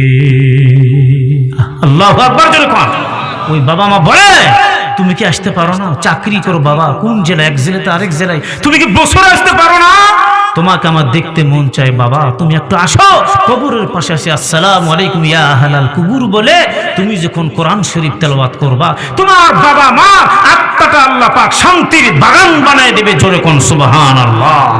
আমি চাকরি করি বাইরে, আমি সপ্তাহে একদিন জুমার দিন শুক্রবারের দিন হুন্ডা হোক প্রাইভেট কার হোক, এরপরে কাটা অবস্থায় ট্রেনে হোক বাসে হোক আসবো দেশের বাড়িতে, দেশের লোকজনের সাথে দেখা সাক্ষাৎ করে, মা বাবা কবর আছে, আল্লাহ মা বাবা সহ প্রতিবেশী আছে, দোয়া করে চলে গেলেন। পুরা কবরবাসী এবং পুরা গ্রামের হক আপনি আদায় করে চলে গেলেন, এটা আপনি একটা গ্রামের পক্ষ থেকে দোয়া পাইলেন। জোরে কোন আল্লাহু আকবার। আরেকবার বলেন আল্লাহু আকবার। ভুলবেন না মা বাবার জন্য দোয়া করবেন, কবর যেয়ে দাঁড়াইবেন। আল্লাহ তৌফিক দান করুক। জোরে বলে আল্লাহুম্মা আমিন। এবার সন্তানটা বলে, আমি কিন্তু শর্টকাট কথা বলতেছি ভাই। সন্তান বলে, কেন কি হয়েছে আব্বা তোমার? তুমি কি চলে যাইবা? বলে হ্যাঁ আমি চলে যাব। কোথায় যাইবা? বলে আমার দুই চোখ যেদিকে যাবে আমি সেদিকে চলে যাব, জঙ্গলের দিকে চলে যাব। আমি আর বাদশার সন্তান আর জীবনে কোনোদিন আমি এই রাজ্যের মধ্যে পা দিব না, আর আসবো না। আমার কাফনের কাপড় সব যেখানে আমি থাকবো সেখানেই হয়ে যাবে। আল্লাহু আকবার। মা চোখের পানি ফেলে কান্নারা ডাক দিয়ে বলে, বাবা আল্লাহকে ডাক দিয়ে, আল্লাহ আমার সন্তান মুখ দিয়ে যেই কথা বের করেছে বিশ্বের কোনো মানুষ তারা আর আটকাইতে পারবে না। তবে বাবা বল হঠাৎ করে সিদ্ধান্ত নিলি কেন?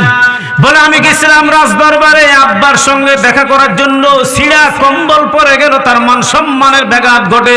ও মা জানায়া নাও, এমন একটা দরবারে ছিঁড়া কম্বল পরে যাইতে চায়, যে মালিকের দরবারে ছিঁড়া কম্বল পরে গেল মালিক সদরে বরণ করে নেবে। এই মালিক কেউ না, এই মালিক হলো আমার সৃষ্টিকর্তা মহান মালিক আমার আল্লাহ। সুবহানাল্লাহ জোরে কোন। আমার আল্লাহর কাছে আমি ছিঁড়া কম্বল পরে গেলে সদরে বরণ করে আমার আব্বা তার মান সম্মানের ব্যাঘাত ঘটে, তাহলে আমি আর থাকবো না, চলে যাবো না। এবার মা চোখের পানি ফেলে কান্নার ডাক দিয়ে করে, যাইবি যখন যা। তোর বাবা বাদশাহ হারুনুর রশিদ এক্সেল কোরআন শরীফ 30 পারা একটা কোরআন তার হাতে বুঝাই দিল, এটা নে, এটা পড়বি, এক যেখানে যাবি পড়বি। দ্বিতীয় নম্বর, মা জনম দুঃখিনী চোখের পানিগুলো মুছে আর আঙ্গুল থেকে একটা টাচ করে হিরকের আংটিটা খুলে বলে সন্তান হাতে পরায় দিল। এবার ডেকে ডেকে বলে, সন্তান তুই যখন যাইবি আমার কথা জনম দুঃখিনী মার কথা যখন মনে পড়বে আন্টি দিক তুই তাকাইবি। আল্লাহু আকবার জোরে বল। এটা তোর বাবার একজন কোরআন শরীফ, বাবার কথা মনে পড়লে কোরআনটা পড়বি, তোর বাবার কথা মনে পড়ে যাইবে, তবে আমানত শেষ মুহূর্তের মধ্যে ফেরত দিবা। আল্লাহু আকবার জোরে কোন। মা জনম দুঃখিনী তার কাছে মাপ নিল, আম্মা মাফ করে দাও। এবার রাজ দরবারে যে বাবাকে ডাক দিয়ে বলে, আব্বা আমার বিদায় দিয়ে দাও। বিদায় মানে কই যাইবা? বলে দুই চোখ যেদিকে যাবে চলে যাইব। কেন যাইবা? বলে না আর আমি থাকবো না। মার কাছে মাপ নিল, বাবার কাছে মাপ নিল। সুবহানাল্লাহ জোরে কোন। মা বাবাকে নারাজ উনি করবেন না বা করো নাই, চলে গেল। বাবা বলে, ওনাকে আর আমি আটকাইতে পারবো না, যাও বাবা, আমি খুশি মনে বিদায় দিলাম। আল্লাহর গোলাম যাইতেছে, যাইতে যাইতে যাইতে যাইতে এমন মুহূর্তের মধ্যে ওনার দেশটা অতিক্রম করে চলে গেল শাম, সিরিয়ার মধ্যে, ইরাক থেকে সিরিয়াতে উনি চলে গেল। গহীন জঙ্গল, এই জঙ্গলের ভিতরে ঢুকিয়া বলে গহীন জঙ্গল, কোনো মানুষ নেই, কোনো বস্তি নেই, কেউ নাই, ছোট্ট একটা খুপড়ি ঘর বানায়া এরপরে একজল কোরআন শরীফটা মর্যাদা সম্পূর্ণ কোরআন শরীফটা রাখার একটা ব্যবস্থা করায় দিল। এবার আল্লাহর গোলাম ওই জঙ্গলের মধ্যে প্রাণ খুঁড়ে মালিককে ডাকা শুরু করে দিল। জোরে কোন সুবহানাল্লাহ। জঙ্গলের ভিতরে বসে থেকে আল্লাহর জিকির করে কোরআন তেলাওয়াত করে এমন মুহূর্তের মধ্যে উনি তো আসলে একদিন চলে গেল, 2 দিন চলে গেল, 3 দিন চলে গেল, চতুর্থ দিন খানা নাই, খানার দরকার আছে না না আছে জোরে কোন।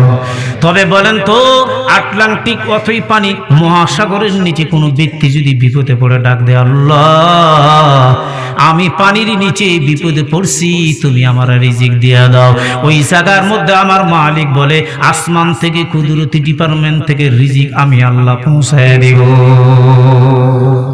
জঙ্গলের মধ্যে রিজিক দিবেন কে? একটু কথা বলেন, দিবেন কে? وما من دابة في الأرض إلا على الله رزقها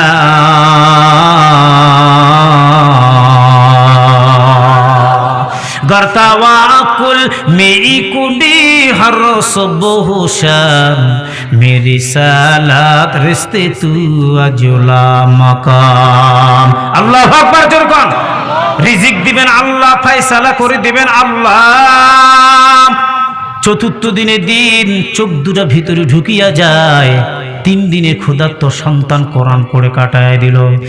এর আগে তো এখনকার জামানার এখন যে আমরা পাট চাকরে কোনো অভাব নাই, তখন তো পাট নির্দিষ্ট স্থানে পাওয়া যাইতো, ঠিক কিনা হুজুর? বাজারে সবকিছুই পাওয়া যায়, চাকরও পাওয়া যায়, এখনো বাংলাদেশে অনেক জায়গায় পাওয়া যায়। একটা স্থান আছে, স্থানের মধ্যে চাকরগুলো পাটগুলো বসে থাকবে, লোকজন যে পছন্দ করে বেছে বেছে নিয়ে আসবে। যারা শক্তিশালী আল্লাহর গোলাম বলে আল্লাহ জঙ্গল থেকে বের হইয়া আমার মা দোয়া বাবার দোয়া কোনদিন বেইজ্জতি করো নাই, তুমি করবা না। এবার বাজারের মধ্যে আসিয়া আল্লাহর গোলাম সকলে কেউ আবার গান গায়, কেউ আবার আলাপ গল্প গুজবের মধ্যে ব্যস্ত থাকে। বাজারে এক কর্নারের মধ্যে আল্লাহর গোলাম দাঁড়ায় আর ওই কোরআনটা গুনগুন গুনগুন করে আমার মালিকের কোরআন তেলাওয়াত করে, জোরে কোন সুবহানাল্লাহ। ঠিক সকাল থেকে সন্ধ্যা ঘনিয়ে আসলো, এমন মুহূর্তের মধ্যে সব কামলাগুলো নিয়ে চলে গেল, একে একে চলে গেল। যাওয়ার পর এমন মুহূর্তের মধ্যে আল্লাহর গোলাম বলে আমি আর 2 জন, আর তো কেউ নেই, মনে আমার কেউ নিবে না। আল্লাহ আমি তোমার গোলাম, রিজিকের মালিক তুমি আমার রিজিকটা ব্যবস্থা করায় দিবা। ঠিক সন্ধ্যার টাইমে একজন মানুষ, খুব ভদ্র মানুষ চলে আসলো ঘোড়া নিয়ে। আল্লাহু আকবার জোরে কোন। ওই বেচারা ভদ্র মানুষের নাম আবু আমের বসরি। এই আবু আমের বসরি একজন দেশের প্রেসিডেন্ট চলে এলো, ঠিক সন্ধ্যার আগ দিক দিয়ে ঘোড়া নিয়ে ঢুকে গেল। উনি বলে কামলা নিব, কামলা। উনি একজন আল্লাহওয়ালা। এমন টাইমের মধ্যে উনি তাকায়, তাকে দেখতেছে মুক্তার দানা যেন জবান দিয়ে ঝরতেছে, কি সুন্দর অনুরানী চেহারা একটা যুবক কোরআন তেলাওয়াত করে। আস্তে করে কাছে যায়, যাওয়ার পরে ওই যুবককে ডাক দিয়ে বলে, যুবক তুমি কি কাজ করতে পারবা?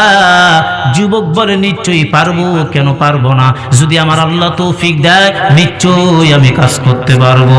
কাজ করার জন্য আমার আল্লাহ দুনিয়ায় পাঠাইছে। আল্লাহু আকবার জোরে কোন। এরপর বলে, যুবক তুমি কি কাজ করতে পারো? আপনি কি কাজ আমার কাছ থেকে করে নেবেন বলেন দেখি। সব কাজ কি তুমি পারো? হ্যাঁ আমি পারি আলহামদুলিল্লাহ। আপনি যে কাজে আমার লাগাইবেন সব কাজ আমি পারদর্শী, আল্লাহর রহমত আলহামদুলিল্লাহ জোরে কোন। বলে, যুবক আমি তোমার কাছে আমি একটা প্রাচীর নির্মাণ করে নেব। ভাঙ্গা বিধ্বস্ত ইটের প্রাচীর কি নির্মাণ করতে পারবা? বলে হ্যাঁ আমি পারবো, আমি মিস্ত্রি কাজও জানি। জোরে কোন সুবহানাল্লাহ। দেখছেন? তাহলে যুবক তুমি কোন দিন আসবা? বলে আমার পাইবা আগামী কাল, আমি আজকে তো রাত আমি যাব না। তবে যুবক বলে আমার শর্ত আছে। কি শর্ত? যুবক এবার বলে, আবু আমের বসরি আপনি যখন আমার কাজে লাগাইবেন, 1 নম্বর শর্ত নামাজের সময় হইলে আমার কিন্তু নামাজ পড়া সময় দেওয়া লাগবে। সুবহানাল্লাহ। 2 নাম্বার আমার যতই সুন্দর কাজ হোক না কেন, কাজের বিনিময়ে যদি বেশি টাকা দাও, 1টা টাকা আমি বেশি নিব না, 1 রুপিয়া 1 দিনের উপর টাকা আমি বেশি নিব না। আপনি যদি বলেন 2 দিরহাম, বলে না, ভালো কাজ যতই করবো আমি 1 দিরহাম টাকা নিয়ে আমি বাসায় ফিরবো। জোরে কোন সুবহানাল্লাহ। টাকা নেব না আমি, তাই নাকি? বলে হ্যাঁ এটা দিয়ে করো, আমার 1 দিরহাম হলে 1 টাকা যদি আমার হয়, আমি এই 1 টাকা দিয়ে বাজার করে আমি 3 দিন খাবো, বাকি দিনগুলো আল্লাহর ইবাদতে কাটাই দিব। জোরে কোন সুবহানাল্লাহ। এরপর উনি চলে গেল। চলে আসলেন, আসার পরে উনি তো কামলা। আবু আমের বসরি বলে, আমি গেলাম, তুমি কাজ করো, পারবা? বলে, জি আমি একাই পারবো, যান আপনি চলে যান। আবু আমের বসরি বলে, ওনারে কামলায় লাগাই দিয়ে আমি চলে গেলাম। এমন মুহূর্তের মধ্যে ঠিক সন্ধ্যার টাইম আমি বাড়িতে আসলাম। আরে যুবক, একটাবার খেয়াল করো, তাকায় দেখো চাচা মুরব্বী বাবাজির, বয়োজ্যেষ্ঠ মুরব্বী বাবাজির খেয়াল করেন। এবার যখন আবু আমের বসরি বলে সন্ধ্যার টাইমে আমি বাড়িতে ফিরে আসলাম, এমন টাইমের মধ্যে আমি দেখতে পাইলাম সুন্দরভাবে নিখুঁতভাবে কাজগুলো যুবক করছে। আমি খুশি হয়ে যুবকের বললাম, যুবক 1 টাকা বেশি দেই? বলে, না না না, বেশি নিব না। বেশি নিয়ে কি করব? 1 টাকা হলে আমার জীবিকা নির্বাহ, আল্লাহর কাছে আমি যথেষ্ট শুকরিয়া আদায় করে বাকি সময়টা ইবাদতের মধ্যে আমি কাটায় দিব। এবার উনি চলে গেল টাকা নিয়ে। যাইতে যাইতে এমন টাইমের মধ্যে উনি আবার আবু আমের বসরি বলে, আমি আবার দেখলাম যুবকের খোঁজের জন্য আমি বের হয়ে গেলাম যে যুবক কোথায় আছে, আবার কাজ করে নিব। বলে একজন লোক বলে, আমি ওই জঙ্গল দেখছিলাম, বলে ওখানে তো আমি দেখলাম নাই। আরেকজন লোক বলে, উনি ওই জঙ্গল ট্রান্সফার করে অন্য জঙ্গলে চলে গিয়েছে। তাই নাকি? বলে, হ্যাঁ। কই? বলে, সামনে আর একটা জঙ্গল, গহীন জঙ্গল। আল্লাহর গোলাম বলে, উনি তো প্রতিদিন কাজ করে না, সপ্তাহে 1 দিন কাজ করে। এই দিনটার নাম হলো শনিবারের দিন। আল্লাহু আকবার, জোরে বলুন। প্রতিদিন পাবেন না, শনিবারে ওনাকে পাবেন। 1 দিন কাজ করে, বাকি দিন আল্লাহর বান্দা ইবাদতে কাটায় দেয়। আল্লাহু আকবার, জোরে বলুন। এবার উনি চলে গেলেন। যাওয়ার পরে এমন মুহূর্তের মধ্যে বলে, ঠিক আছে আমি শনিবারের দিন, একজন লোক বলে ওই সামনে জঙ্গলের মধ্যে আছে, চলে গেলেন। আরেকজন ব্যক্তি বলে, কই যাইতেছেন? বলে, ওই যুবকের সঙ্গে দেখা করব। তাই নাকি? বলে, হ্যাঁ আমিও দেখা করে আসলাম। আপনার ভাগ্য যদি ভালো হয় আপনি দেখা করতে পারবেন, আর যদি ভাগ্য ভালো না হয় এতক্ষণ পর্যন্ত মনে হয় আর নাই, যুবক দুনিয়া থেকে চিরজীবন তরে চলে গিয়েছে। আল্লাহু আকবার। আপনি যান, মনে হয় এখন চলে গেছে, ওনার নিঃশ্বাসটা আছে কিনা। আল্লাহর গোলাম বলে, ওনার কাছ থেকে আমি দেখি তো মাপ নিতে পারবো কিনা। এবার উনি চলে গেছেন। এমন টাইমের মধ্যে গহীন জঙ্গলের ভিতরে যাইতে যাইতে দেখে যুবক একটা গাছের নিচে উনি শোয়া, ইটের উপর মাথা দিয়ে উনি শুয়ে আছে, চোখ দুটা বন্ধ। এমন টাইমের মধ্যে আবু আমের বসরি বলে, আমি ইটটা সরায় দিলাম, তার মাথা, আমার পাটা নরম বালিশ বানায় দিয়ে আমার পাতে তার মাথাটা দিয়ে দিলাম। এমন মুহূর্তের মধ্যে যুবককে দেখি চোখ দুটা বন্ধ, আর কোরআন শরীফটা বুকের মধ্যে আছে। এবার উনি আস্তে করে চোখ দুটা খুলায়া ডাক দে, বলে, কে তুমি? বলে, আমি আবু আমের বসরি। বলে, আমার ইটটা কোথায়? বলে, ইটটা তো আমি সরায় দিয়ে আমার পাটা নরম বালিশ বানায় দিয়েছি। বলে, আবু আমের বসরি, জানায় না তুমি আমার ইটটা আমার মাথার মধ্যে দিয়া দাও, আমার আমল নামা দুনিয়ার থেকে আল্লাহর কাছে যদি পছন্দ না হয়, কবরে যাওয়ার পর ইট আমার কপালের নসিব হবে না। আল্লাহু আকবার, যেরকম। এবার দিয়ে দিচ্ছেন। দেওয়ার পরে আল্লাহর গোলাম এবার বলে, আমি কি খেদমত করতে পারি হুজুর? আপনার বলে, না খেদমত করার কিছুই নাই, তবে এই যে ঘটিয়ার বাটি, এরপর একটা কোরআন, এরপর একটা আংটি দিলাম, এটা বাদশাহ হারুনুর রশিদের দরবারে, কোরআনটা রাজ দরবারে তুমি পৌঁছায় দিবা। দ্বিতীয় নাম্বার, একটা আংটি দেখছো, এই আংটিটা ওনার স্ত্রী জুবায়দাকে তুমি পৌঁছায় দিয়ে বলবা, বিদেশি মুসাফির আর কোনোদিন ডিস্টার্ব করার জন্য তোমাদের বাসাতে আর আসবে না। আল্লাহু আকবার। বাবারা যাই কোরআন বুঝিয়ে দিয়ে বলবো, আর কোনোদিন দেখা হবে না, চিরজীবন তোরা বিদায় নিয়ে কবরে চলে গিয়েছে। এই কথা বলার পরে বলে, আমার জুব্বা, আমার পাগড়ি সবগুলো ছিঁড়া কাপড়ের কাপড় বানাইবা। এরপরে কাপড়ের কাপড় বানানোর পর তুমি আমার পুরাতন জুব্বা ছিঁড়া কম্বল জুব্বাগুলো দিয়ে কাপড়ের কাপড় পেঁচা আমার তুমি দাফন করায় দিবা, নতুন কাপড় কিনা দরকার নাই। এমন মুহূর্তের মধ্যে বলে বেশি লোকজনকে তুমি জানাজানি করবা না। এবার আল্লাহর গোলাম শেষ মুহূর্তের মধ্যে এবার ডাক দিয়ে বলে, আপনি যার কথা বললেন বাদশাহ হারুনুর রশিদ, আপনার কে হয়? আর ওনার স্ত্রী জুবাইদা, উনি আপনার কে হয়? আমি তো চমকে গেলাম, আমি তো আপনাকে মনে করছি আপনি একজন ভিক্ষুক, আপনি একজনে তিন কেউ নাই। বলে এবার শেষ মুহূর্তের মধ্যে যখন আমি দুনিয়া ত্যাগ করে চলে যাইব, পরিচয় গোপন করে কোনো লাভ নাই। আমার পরিচয়টা তুমি জানা নাও, আমি তো সাধারণ ঘরের কোনো সন্তান না। এ আবু আমের বসরি, যার পেটে 10 মাস 10 দিন আমি থেকেছি, উনি হলেন বাদশাহ হারুনুর রশিদের স্ত্রী আর আমার জনম দুঃখিনী মা। আল্লাহু আকবার জোরে কোন। এবার এক্ষুনি হয়ে যাবে, উনি চিন্তা করতেছে এক্ষুনি, এক্ষুনি জি হ্যাঁ, মানে ওনাকে একটু সময় দেবেন, প্রসেসটা ঠিক করে নে। তো আলহামদুলিল্লাহ, আরেকবার বলে আল্লাহুম্মা আমিন। সম্মানিত হাজিরিন, এক্ষুনি শেষ হয়ে যাবে, অল্প সময়ের ভিতর দিয়ে শেষ করে দেবো। তবে আমরা একটা জিনিস লক্ষ্য রাখবো যে আসলে আমাদের যেগুলো প্রয়োজন প্রতিদিনের জন্য, আমরা তো প্রয়োজনীয় জিনিসগুলো আমরা বাজার থেকে কিনে নিয়ে আসি বা প্রয়োজনগুলো মিটাচ্ছি, চলে যাবে আলহামদুলিল্লাহ। আচ্ছা, তো আমাদের যে কবর এবং আমাদের যে হাসর মিজান পুলচরা, নিজের দিলটা সাজাইতে হবে আমল দিয়ে, কবর সাজাইতে হবে আমাদের আমল দিয়ে। এই প্রয়োজনীয় আমলগুলো আমাদের লাগবে কিনা লাগবে জোরে কোন। তা আমি শেষ করে দেব ইনশাল্লাহ। অল্প সময় একটু খেয়াল করেন কথাটা। পিতা মাতার সম্মান, শ্রদ্ধা, মর্যাদা এবং দোয়া কেমনে পাবেন? এই দোয়ার মাধ্যমে আল্লাহ তাআলা আপনাকে আমাকে কত দূর পর্যন্ত পৌঁছায় দেয়, জোরে কোন সুবহানাল্লাহ।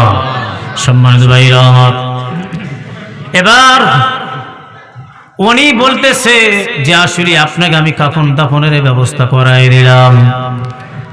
ব্যবস্থা কমপ্লিট করায় দিয়ে চলে গেলেন উনি। ওনার আমানত একটা আন্টি আর কোরআন শরীফটা নিয়ে চলে গেলেন, বলে বাদশাহ দরবারে বলে আমানতটা আমি পৌঁছায় দিব। নিয়ে অনেকক্ষণ ধরে দাঁড়িয়ে আছে। শর্টকাট কথা, সিরিয়ার জমিনের মধ্যে থেকে চলে যায় ইরাকের জমিনের মধ্যে যাওয়ার পর বলে কি ব্যাপার, কি বলতে চাও? বলে এটা আমানত। কি দিয়েছে? বলে আপনার সন্তান। বলে একটা আন্টি আর কোরআন শরীফ বুঝায় দিল। এরপরে বলছে আল্লাহর গোলাম জীবনে কোনোদিন আর আপনার দরবারে কষ্ট দেওয়ার জন্য আর আসবে না। বাদশাহ হারুনুর রশিদ এ কথা শোনার পরে বলে আপনি কি আমার সন্তানদের মিস্ত্রি কাজে লাগাইছিলেন? বলে হ্যাঁ নিশ্চয়ই লাগাইছিলাম। আপনি কেমনে জানলেন?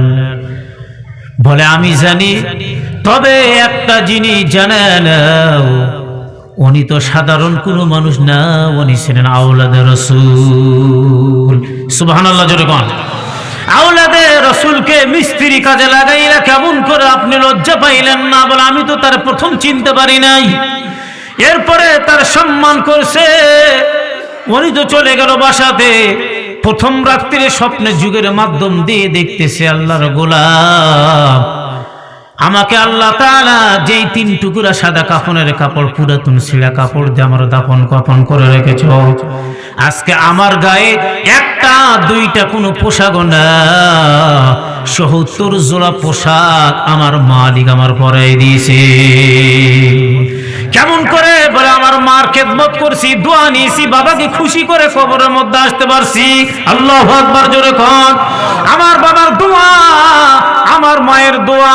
তবে জানায় না আবু আমের বসরি, ও আবু আমের বসরি, দুনিয়ার মানুষকে তুমি জানায় দাও, সংবাদ দিয়ে দাও, আমার যে পোশাক আছে এই পোশাকের একটা সুতা যদি আমি বিক্রি করি আর এইরকম দুনিয়া যদি 10 বার বিক্রি করা হয়, জান্নাতের কাপড়ের একটা সুতার মূল্য কেউ দিতে পারবে না।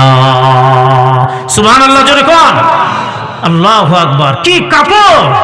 এই জন্য আমি বলতে চাই যারা মাকে ভালোবাসেন, আব্বারে ভালোবাসেন, কবরের মধ্যে চলে গেছে বড় তারা ইতিম, ওই জনম দুঃখিনী মা রুহের মাগফিরাতের জন্য আজকে আমরা কত টাকা কোন দিকে আমরা ব্যয় করি, কিন্তু তাদের রুহের মাগফিরাতের জন্য যদি আমরা টাকা দেই, হতে পারে রে ভাই ওই টাকার বিনিময়ে আপনার আমার আব্বা আম্মার কবরখানা আমার মালিক জান্নাতের বাগান বানায় দিবে। জোরে কোন আল্লাহুম্মা আমিন।